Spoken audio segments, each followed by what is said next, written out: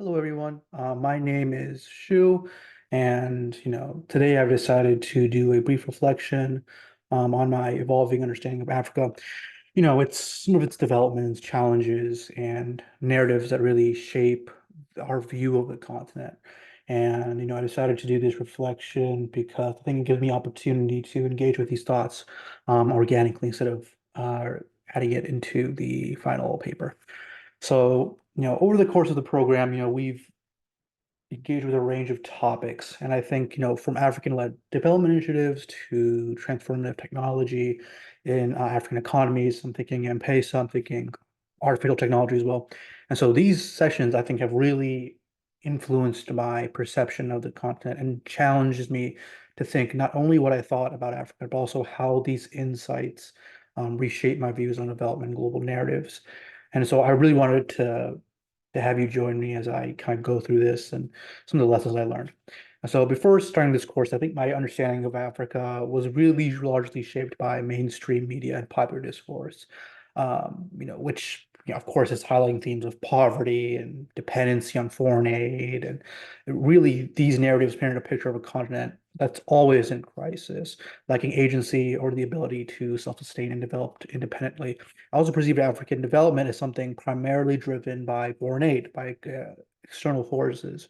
And so, such as international aid organizations or foreign governments. I'm mostly in the United States or Europe, but rather they are, rather than by initiatives and leadership of the African people themselves.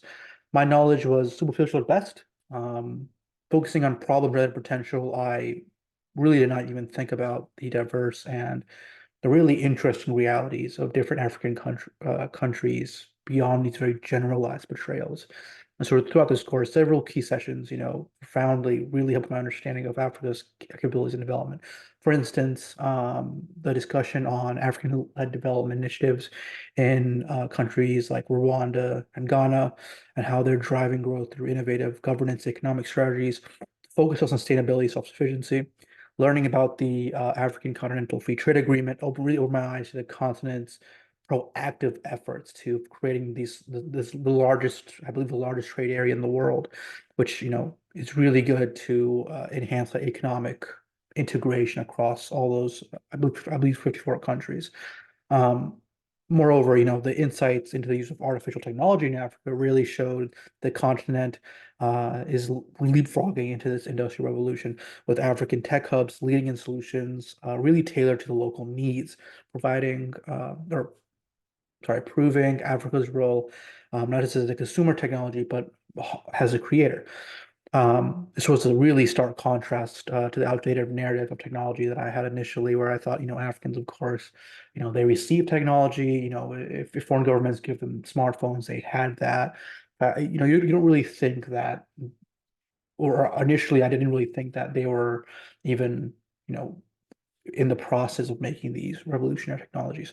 And so really and also the narrative on environmental initiatives and climate change and involvement demonstrated Africa's active and essential role in the global environment.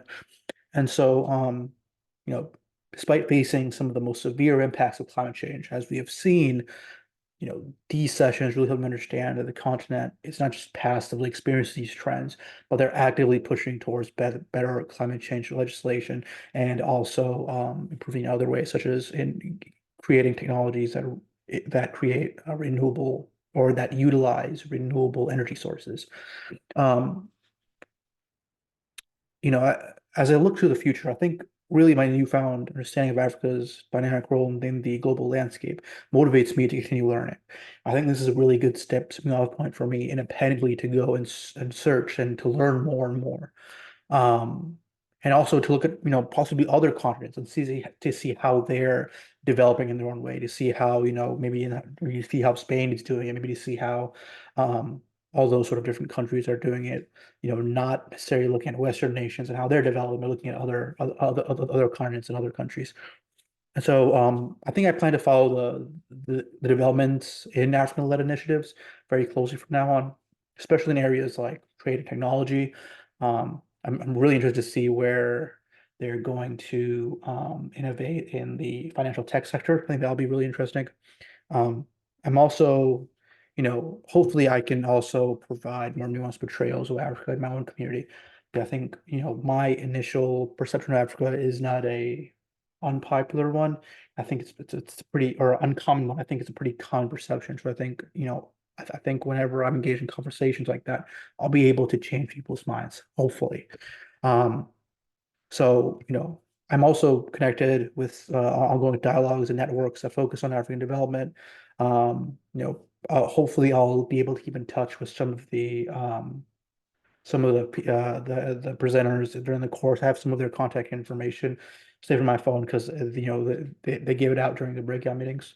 So hopefully I'll be able to keep up with them during the course of my studies and during my professional career.